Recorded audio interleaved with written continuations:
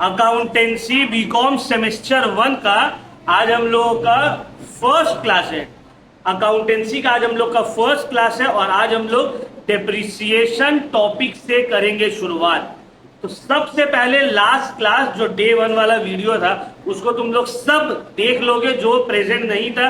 Reason ये है उसमें हम पूरा बताए हैं कि भाई कितना मार्क्स का आएगा एग्जाम में, कितना मार्क्स का कॉलेज में होगा, कितना होगा एक्सटर्नल होगा, कौन सा नंबर ऑफ क्वेश्चंस कितना रहेगा, ये हम एक बार शॉर्ट आपको फिर से डिस्क्राइब कर दे रहे हैं। अकाउंटेंसी नॉन एमसीक्यू पेपर है सर। नॉन एमसीक्यू का मतलब क्या है, इसमें एमसीक्यूज नहीं रहेगा, ठीक है ना।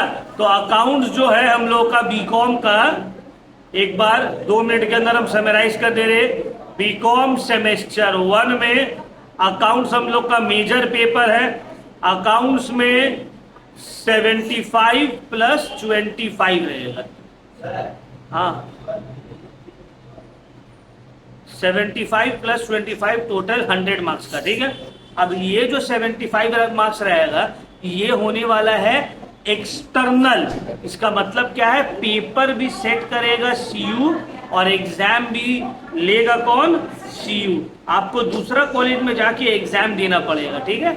एक्सटर्नल होगा, जैसे आप लोग बोर्ड एग्जाम देते हो वैसा ये सेमेस्टर के एंड में होगा, ठीक है, जिसको हम लोग बोलते हैं टर्म एंड। तो ये जो 25 मार्क्स है ये कॉलेज इंटरनल लेगा, कॉलेज में होगा इंटरनल, ठीक है ना। अब ये 25 मार्क्स में क्वेश्चन पेपर कॉलेज बनाएगा, कॉलेज में एग्जाम होगा और वो लोग चेक करेगा।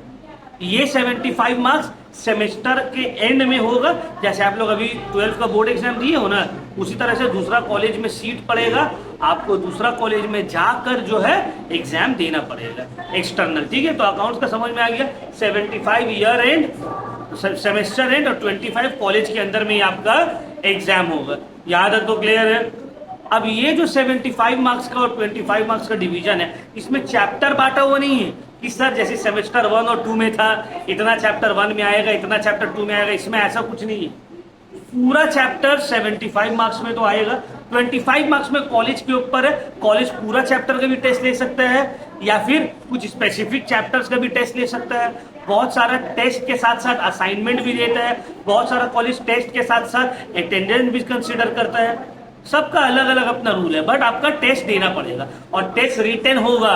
बीकॉम सेमेस्टर 1 में जो एग्जाम का पैटर्न रहेगा अकाउंट्स का, वो सेमेस्टर 4 जो क्लास 12 का था पूरा रिटन, एमसीक्यू एक भी नहीं रहेगा, ठीक है ना। एमसीक्यू एक भी नहीं रहेगा, पूरा का पूरा रिटन रहेगा, नो एमसीक्यू। चलिए, हम जब सम्स करवाएंगे तो उसके बाद हम तुम लोग को एक दिन क्वेश्चन पेपर भी दिखाएंगे। 2025, 24, 23 2023 से ये न्यू पैटर्न में एग्जाम होना चालू हुआ है और 3 साल का क्वेश्चन पेपर आप लोगों को हम एग्जाम पैटर्न में दिखाएंगे कि किस तरह से क्वेश्चन पेपर का पैटर्न आ रहा है। नॉन एमसीक्यू इतना तो पूरा समझ लो, थ्योरी और सम्स मिक्स्ड रहेगा, बट थ्योरी भी लिखने वाला थ्योरी रहेगा, टिक करने वाला थ्योरी नहीं है। एमसीक्यूज है ही नहीं इसमें, इस पेपर में, ठीक है। मतलब इसमें देखो बहुत सारे चैप्टर्स है। मार्क्स डिस्ट्रीब्यूशन में हम देखते हैं फाइनेंशियल अकाउंटिंग में, देखो लास्ट क्लास भी हम एक्सप्लेन किए थे, इस साल फिर एक्सप्लेन करेंगे। अभी ये तो हो गया सिलेबस सर, ये है बहुत सारा चैप्टर्स, ठीक है। यहाँ पे ऑलरेडी दिया हुआ है 75 मार्क्स, 25 मार्क्स, ठीक है। अब ये सब डिटेल्स में चैप्टर दिया हुआ है, कौन कौन सा चैप्टर रहेगा। जब हम आप लोग को पढ़ाएंगे तो उस वक्त हम आप लोग को एक्सप्लेन भी करेंगे कि भाई कौन चैप्टर कंपलसरी क्वेश्चन आएगा ही आएगा और कितना मार्क्स का आएगा, ये सब हम आप लोगों को बताएंगे।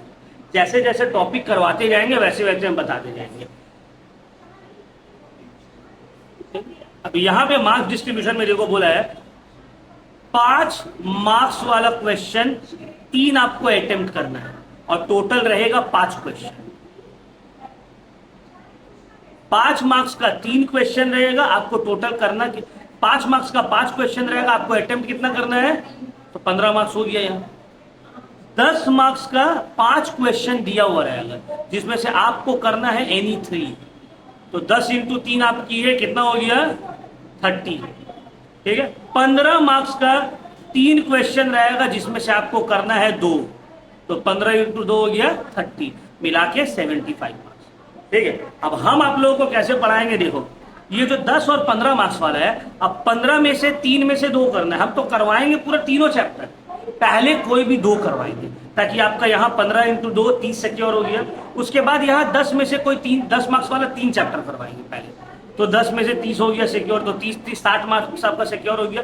फिर 5 मार्क्स वाला जो 3 क्वेश्चन है उसको करवा देंगे, तो एक बार आपका पूरा 75 मार्क्स पूरा सिक्योर हो गया। उसके बाद जो रिमेनिंग है इसमें से 2 एक्स्ट्रा है, 2 क्वेश्चन एक्स्ट्रा दिया हुआ रहेगा, इसमें भी 2 क्वेश्चन एक्स्ट्रा दिया हुआ रहेगा, इसमें भी 1 क्वेश्चन एक्स्ट्रा दिया हुआ रहेगा। अब ये रिमेनिंग जो 5 चैप्टर ऑप्शनल्स है उसको भी हम करवाएंगे, स्पेशली ये 2 और 1 3 तो करवाना ही करवाना है। समझ में आ रहा बात। अब इसमें क्या रहेगा, आपके पास ऑप्शन रहेगा, आप एग्जाम हॉल में जाओ, जो क्वेश्चन आपको इजी लग रहा है आप टिक करके अपना करना। और अगर कोई चैप्टर किसी को टफ लग रहा है कि नहीं सर ये 5 चैप्टर जो करवाए इसमें से एक हमको बहुत टफ लग रहा है, आप उसको स्किप करके रिमेनिंग 4 या 3 है उसमें कॉन्सेंट्रेट करो, क्योंकि क्वेश्चन हम जो करवा रहे हैं उससे आएगा ही आएगा।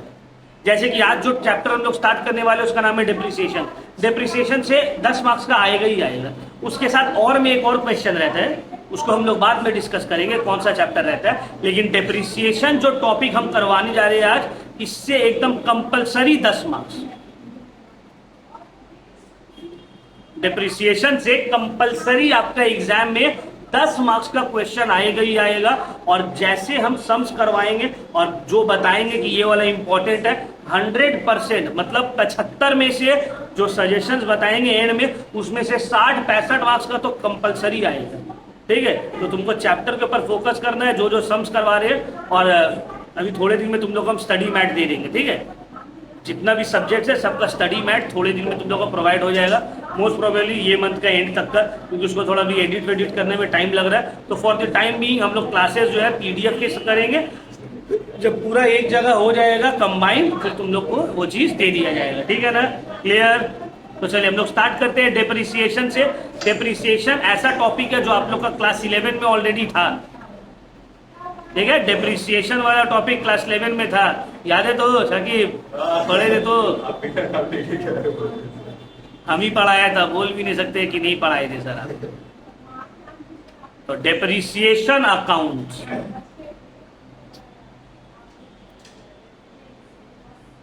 कितना आएगा, 10 मार्क्स का आएगा।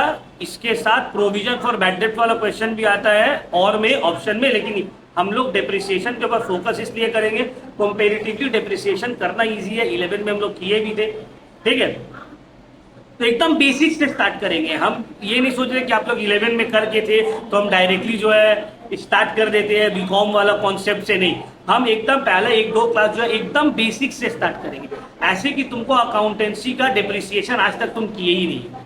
तो ये हम मान के चल रहे कि आप आज तक तुम लोग डेप्रिसिएशन किए नहीं हो, आज पहला बार डेप्रिसिएशन तुम लोग के सामने स्टार्ट हो रहा है, तो उस तरह से हम क्लास आप लोगों का करेंगे। ठीक है, कोई है क्या? चलो स्टार्ट करते। सबसे पहले sir what is depreciation, depreciation होता क्या है, what is depreciation. Sir depreciation क्या होता है, बोलो कौन देगा आंसर इसका, बताओ सर। डेप्रिसिएशन का मतलब, depreciation is the reduction in the value of asset, कोई भी एसेट का वैल्यू में रिडक्शन आना, reason due to wear and tear. Sir मान लीजिए ये वाला हम खरीदे 1 साल पहले, ये वाला हम कैलकुलेटर खरीदे, ठीक है। अच्छा एक गुड न्यूज, आप लोगों को कैलकुलेटर अलाउड है, ठीक है, तो कैलकुलेटर आप लोग खरीद लीजिएगा, कैलकुलेटर अलाउड है, ठीक है। तो मान लीजिए ये कैलकुलेटर है, हम 1 साल पहले इसको 200 रुपए में लिया था, अभी कोई हमसे 200 में खरीदेगा? नहीं खरीदेगा। क्यों?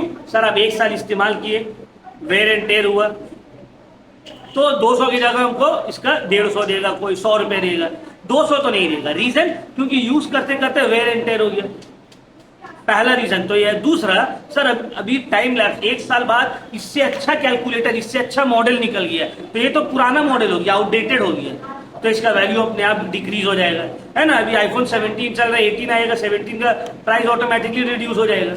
17 में कुछ चेंजेस नहीं आए, लेकिन जैसे ही 18 लॉन्च होगा 17 का प्राइस रिड्यूस, तो दिस इज डेप्रिसिएशन। तो depreciation is the reduction in the value of asset due to wear and tear, time lapse, outdated technology, obsolescence. ये 4 रीजन होते हैं मेनली डेप्रिसिएशन का। टाइम लैप्स एक हो गया, ठीक है, आउटडेटेड टेक्नोलॉजी हो गया, वेयर एंड टेयर हो गया, ऑब्सोलीट मतलब खराबी आ गया, कुछ बेकार हो गया। ये सब रीजन की वजह से जब आपका एसेट का वैल्यू रिड्यूस होता है, इसको हम लोग क्या बोलते हैं? डेप्रिसिएशन। इसको हम लोग बोलते हैं डेप्रिसिएशन, ठीक है। अब डेप्रिसिएशन का कितना मेथड रहता है? What is depreciation? Depreciation is the reduction in the value of asset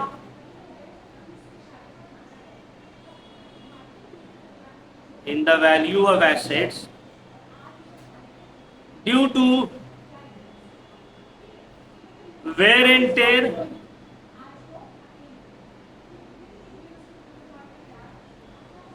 time lapse मतलब बहुत पहले आप लिए थे, ऑब्सोलीन्स खराबी आ गया कुछ, आउटडेटेड टेक्नोलॉजी, टेक्नोलॉजी बेकार हो गया।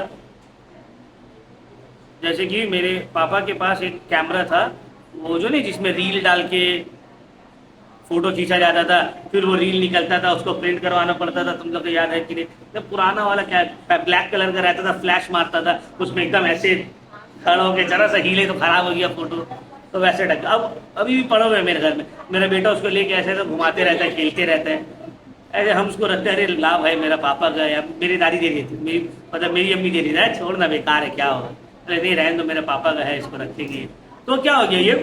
अभी अगर हम उसको सेल करना चाहेंगे, कोई खरीदेगा? नहीं खरीदेगा। क्यों नहीं खरीदेगा? आउटडेटेड टेक्नोलॉजी सर, अभी उसको कौन यूज कर रहा है? ठीक है, इसको क्या बोलते हैं? Outdated technology. मतलब पूरा ये टेक्नोलॉजी अब खत्म हो गई है। उसी तरह तुम लोग को याद होगा कि नहीं, पहले जो था सीडी चलता था, है ना, डीवीडी आता था, डीवीडी को डीवीडी प्लेयर में डालता था, फिर जो है मूवी चलता था। अभी क्या हो गया? अब तो डायरेक्टली स्मार्ट टीवी है, तुम डायरेक्टली अपना फोन से कनेक्ट कर दो, इंटरनेट से कनेक्ट कर लो। तो ये सब क्या हो गया? ये सब आउटडेटेड टेक्नोलॉजी हो गया। अभी इसको कोई बेचने भी जाएगा तो कोई खरीदेगा नहीं। यही सबको बोलते हैं डिप्रिसिएशन, ठीक। अब types of depreciation, methods of calculating depreciation. Depreciation जैसे कि ये मेरा मान लो एसेट है, 200 का है सर, अभी इसको हम 2 साल पहले लिए थे, तो आज का डेट में इसका वैल्यू क्या हो गया? कोई बोलेगा सर 150 हुआ है, कोई बोलेगा सर 180 हुआ, कोई बोलेगा सर 100 रुपया हो गया, कोई बोलेगा 140 हो गया। तो कोई एक तो मेथड होगा ना जिससे इसका वैल्यू पता चले, हमको पता चले कितना डिप्रिशिएट हो रहा है। तो इसका अलग अलग मेथड्स है, there are different methods of finding depreciation, ठीक है। तो नेक्स्ट, पहला तो ये हम लोग को समझना है, number 1 what is depreciation. Next, different methods of calculating depreciation. What are the different methods of calculating depreciation और फाइंडिंग आउट डेप्रिसिएशन। अब जो डेप्रिसिएशन को फाइंड आउट करने का बहुत सारा मेथड्स है, there are different methods of calculating depreciation.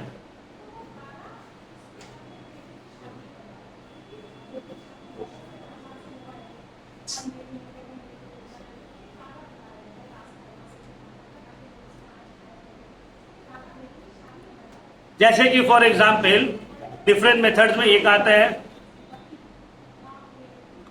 Straight line method.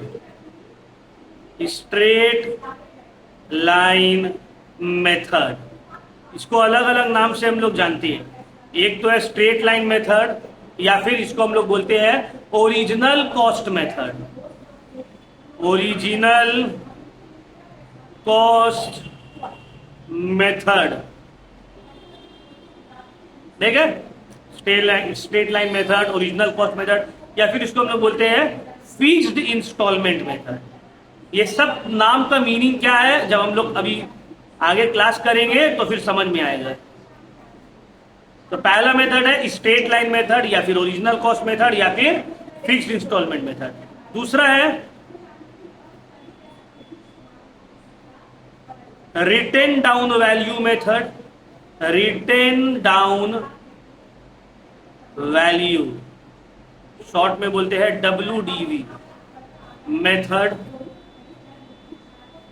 फिर आता है तुम्हारा diminishing balance method, diminishing balance method, या फिर हम लोग बोलेंगे reducing balance method, reducing balance method. ठीक है, तो अलग अलग मेथड है, ये दो हो गया। और भी बहुत सारा मेथड है, जैसे कि sinking fund method, sinking fund method. फिर आता है annuity method,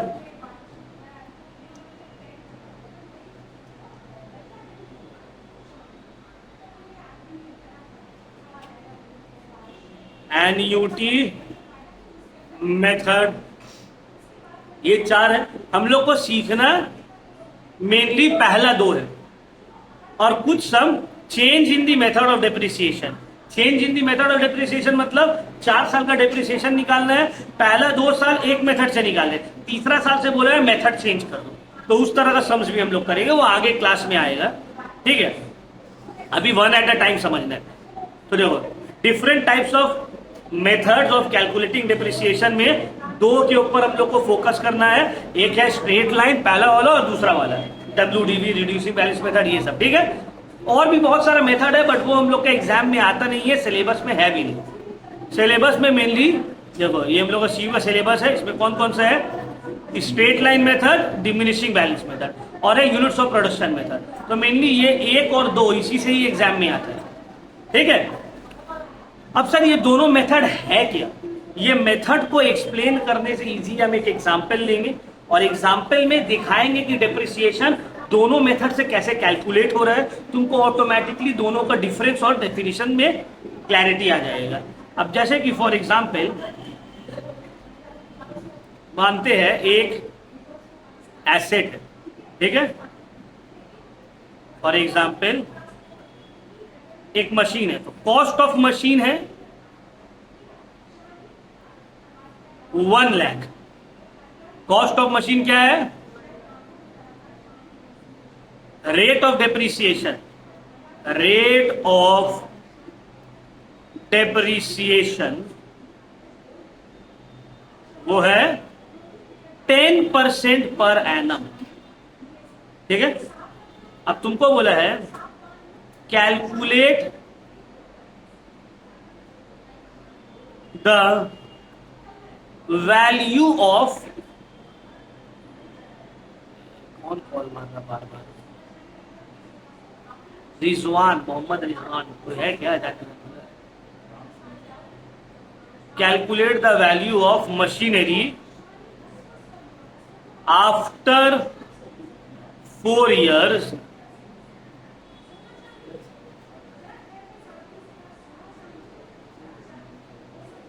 calculate the value of machinery after 4 years if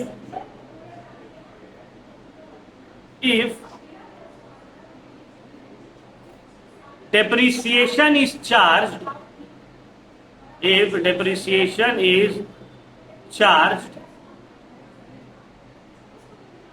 according to number A straight line method या SLM, स्ट्रेट लाइन मेथड, और number 2 written down value method, written down या WDV down value method. तो समझ लीजिए question को, एक machine है, उसका वैल्यू है 1 लाख रुपया, बोला डेप्रिसिएशन निकालो 10% पर ईयर, साल का 10%। अब बोलो 4 साल के बाद मशीन का वैल्यू क्या होगा अगर आप डिप्रिसिएशन निकाल रहे हो number a straight line method से, तब 4 साल बाद मशीन का वैल्यू क्या होगा, और नंबर बी अगर आप डिप्रिसिएशन निकाल रहे हो रिटन डाउन वैल्यू मेथड से, तो बताइए मशीन का वैल्यू क्या होगा। अब देखो हम लोग कैसे करके करेंगे यहाँ पे।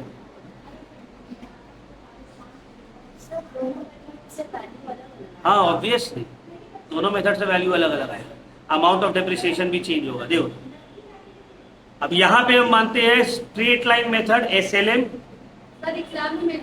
हाँ ऑब्वियसली मेंशन नहीं रहेगा, SLM और यहाँ पे WDV, ठीक है। कॉस्ट ऑफ मशीन क्या है, 1 लाख। कॉस्ट ऑफ मशीन दोनों ही मेथड के स्टार्टिंग में सर 1 लाख है, यहां पर भी 1 ही लाख रहेगा, यहां पर भी 1 लाख। अब साल में 10% डिप्रिसिएशन चार्ज करते हैं, तो पहला साल का डिप्रिसिएशन चार्ज होगा less depreciation at the rate 10% per annum for first year. 1 lakh का 10% 10,000, 1 लाख का 10% 10,000, दोनों में डिप्रिसिएशन कितना आया, 10-10 हजार आया। पहला साल खत्म, तो पहला साल के एंड में देखो यहां पे ये 90,000, ये भी कितना हो गया, ये है वैल्यू या cost of machine at the beginning of second year, ठीक है ना। सेकेंड ईयर के बिगिनिंग में या फर्स्ट ईयर के एंड में ये मशीन का कॉस्ट था, तो cost of machine at the beginning of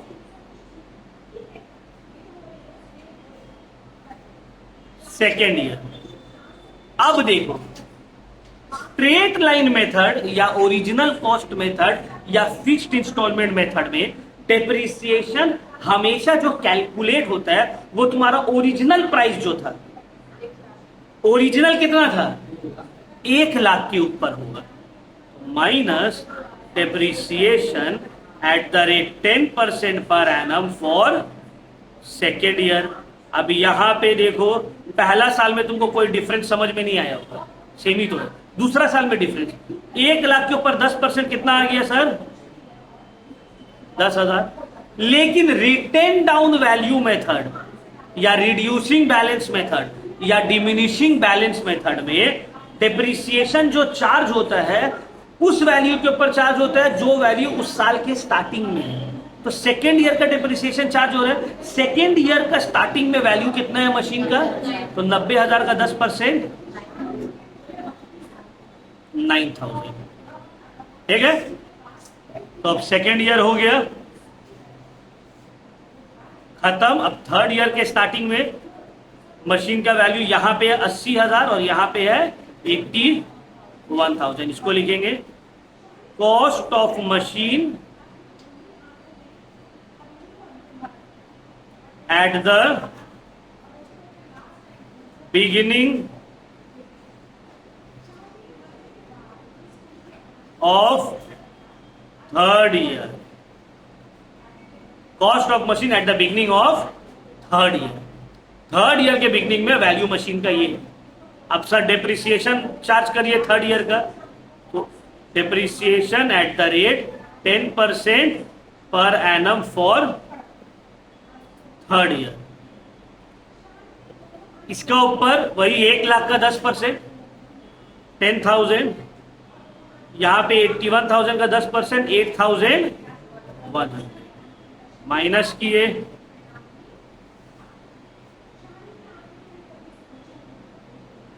तो यहां पे आ गया 70,000 और यहां पे आ गया 72,900। 72,900 यहां लिखेंगे cost of machine at the beginning of fourth year.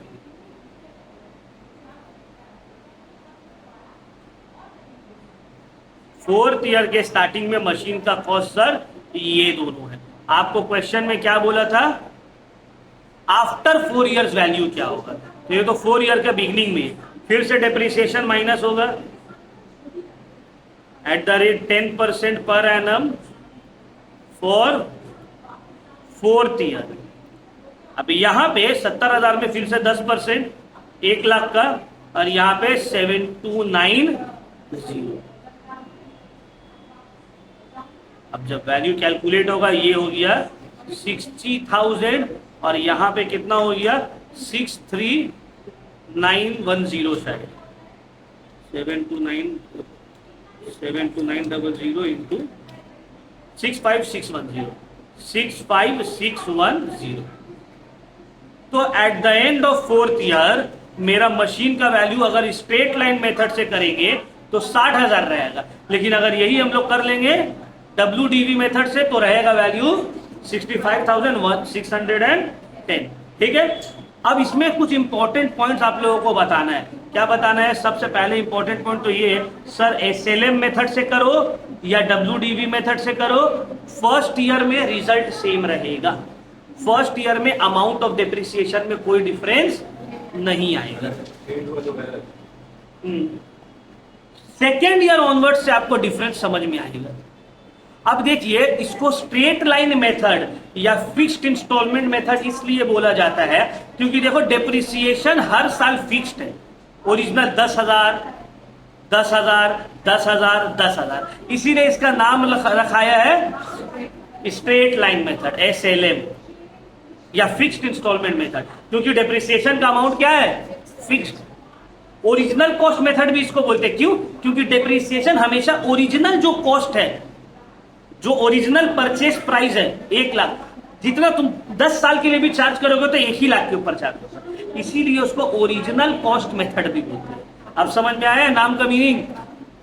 Original cost method क्यों बोलते हैं? बिकॉज ये हमेशा ओरिजिनल कॉस्ट के ऊपर चार्ज होगा। स्ट्रेट लाइन या फिक्स्ड इंस्टॉलमेंट मेथड क्यों बोलते हैं? क्योंकि डेप्रिसिएशन का अमाउंट जो है वो हर साल फिक्स्ड है।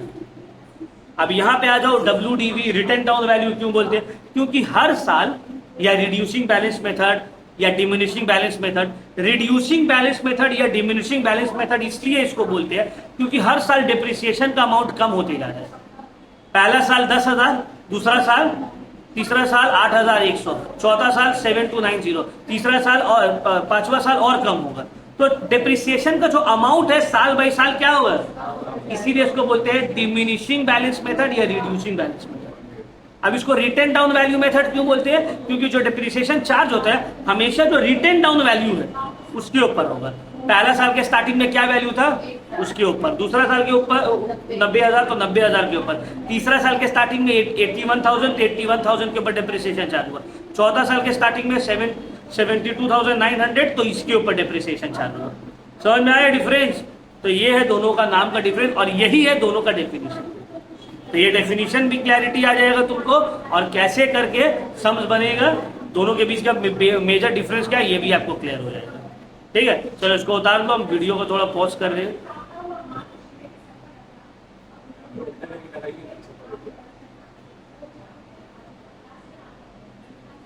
तो देखो, स्ट्रेट लाइन मेथड में डेप्रिसिएशन, यहां तक हो गया सबका कॉपी, जिसका नहीं है वो बाद में कॉपी कर लो भाई, वीडियो को पॉज कर दो जब रिकॉर्डेड मिल जाएगा। ठीक है, तो ये दोनों, ये क्लियर हो गया। तो आज देखो हम एकदम धीरे धीरे आराम से आहिस्ते एकदम स्लोली तुम लोग को समझा रहे हैं डेप्रिसिएशन अकाउंटिंग का मतलब। ठीक है, what is depreciation, different methods of calculating depreciation. ठीक है, उसके साथ साथ किस तरह से दोनों मेथड एक दूसरे के साथ डिफर करते हैं। ठीक है, अब इसके ऊपर हम लोग नेक्स्ट क्लास समझ बनाएंगे, बट अभी हम लोग आते हैं यहाँ पे डेप्रिसिएशन को कैलकुलेट करने का अंडर SLM, अंडर SLM या straight line method. Depreciation calculate करने का फॉर्मूला है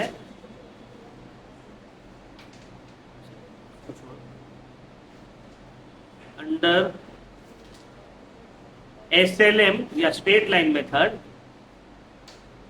एनुअल डेप्रिसिएशन का एक फॉर्मूला है। एनुअल डेप्रिसिएशन फॉर्मूला क्या है? Is equal to cost of the asset cost of asset plus direct expenses divided by cost of asset plus direct expense whole divided by, ठीक है, whole divided by estimated useful life of asset. क्या मतलब है sir इसका? Cost of asset का मतलब होता है तुम कितना में खरीदे, डायरेक्ट एक्सपेंस मतलब होता है उस एसेट को यूजेबल कंडीशन में लाने के लिए जो भी आप खर्च किए हो। जैसे कि फॉर एग्जाम्पल हम समझाते हैं, तुम एक एसी खरीदे, एसी का दाम है 33,000 रुपीज। अब एसी को शोरूम से अपने घर तक लाए, 500 रुपया खर्चा हो गया, तो ये कैरेज इनवर्ड ऐड कर दिए। फिर एसी का कोई मिस्त्री आया, वो बोला इंस्टॉल कर देंगे भाई, इंस्टॉल करने में आपको ये सामान पाइप ये प्लग तार बोल दिया, वो तुम खरीदे 1500 रुपया लग गया। फिर वो बोला मेरा चार्ज रहेगा 1000 रुपया, उसको तुम दिए। उसके बाद तुम्हारा एसी चलने लायक हुआ, तो एसी का कॉस्ट कितना हो गया? 33,000 प्लस 500 रुपया carriage inward plus direct material 1500 plus 1000 रुपया उसका चार्जेस, और बैठो, प्लस 1000 रुपया उसका चार्जेस, टोटल मिला के कितना हो गया? हाँ वो क्लास खत्म हो जाएगा अभी। तो टोटल कितना हो गया? 33,000 plus 500 plus 1500 plus 1000 whole divided by estimated useful life. अब जब आप एसी खरीदे हो तो आप तो सोचे होंगे ना कि भाई ये कितना दिन तक चलेगा। ऐसे तो नहीं है सर हम खरीदा है, मेरा बाल बच्चा लोग यूज करेगा, फिर उसका बेटा लोग यूज करेगा, मतलब जनरेशन आफ्टर जनरेशन चलेगा, ऐसा तो नहीं है। एक एस्टिमेटेड यूजफुल लाइफ होगा, भाई एसी है 10 साल चल जाएगा, चलो तो 10 साल हो गया उसका एस्टिमेटेड यूजफुल लाइफ। तो टोटल कॉस्ट को हम लोग बोलते हैं cost of asset plus direct expense को total cost divided by estimated useful life. अब यहां पे एसी के केस में फॉर एग्जांपल 33,000 में खरीदे सर, प्लस 500 रुपया लाने का खर्चा, 1500 रुपया का मटेरियल, 1000 रुपया लेबर लिया, divided by estimated useful life कितना है? 10 साल। अब इसको कैलकुलेट करो कितना हो गया? 36,000 डिवाइडेड बाय 10, तो आंसर आ रहा है 3,600। इसका मतलब है एनुअल डेप्रिसिएशन जो है इस मशीन के ऊपर, इस एसी के ऊपर कितना लगेगा? 3,600। समझ में आ रहा बात? 3,600। और 1 साल का ये है, इसका मतलब है कि पूरा साल का क्या होने वाला है? सेम। 1 साल का अगर 3600 निकला, इसका मतलब है पूरा साल का क्या होगा? सेम ही रहे, क्योंकि फिक्स्ड इंस्टॉलमेंट मेथड में अमाउंट ऑफ डेप्रिसिएशन हर साल सेम रहता है। क्लियर हो गया? तो ये हो गया एनुअल डेप्रिसिएशन अंडर एसएलएम। उसी तरह तुम रेट ऑफ डेप्रिसिएशन भी निकाल सकते हो। रेट ऑफ डेप्रिसिएशन कैसे निकलेगा? अगर परसेंटेज वाइज में निकालना है तो rate of depreciation is equal to, इसका फॉर्मूला होगा एनुअल डेप्रिसिएशन, जो तुम्हारा एनुअल डेप्रिसिएशन आया है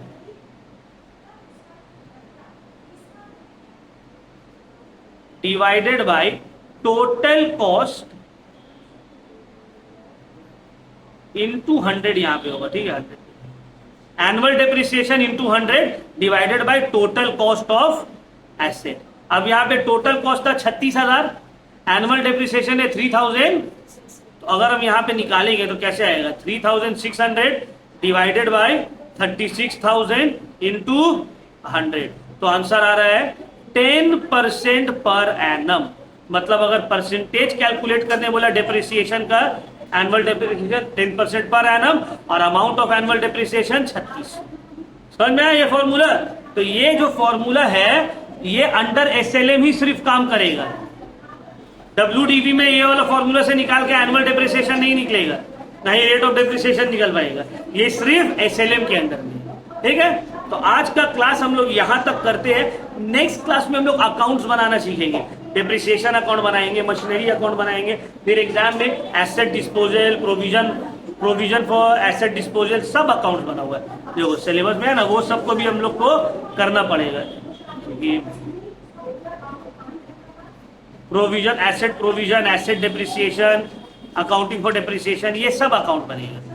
हम लोग जैसे जैसे क्लास करते जाएंगे समझ में आते रहेगा। अगर तुमको कुछ नहीं भी पता है तो कोई प्रॉब्लम नहीं है, डे 1 से स्टार्ट हुआ, तुमको डेली का क्लासेस समझना है बस। आज जो हुआ है, हाँ आज समझ में आ गया, दैट्स इट।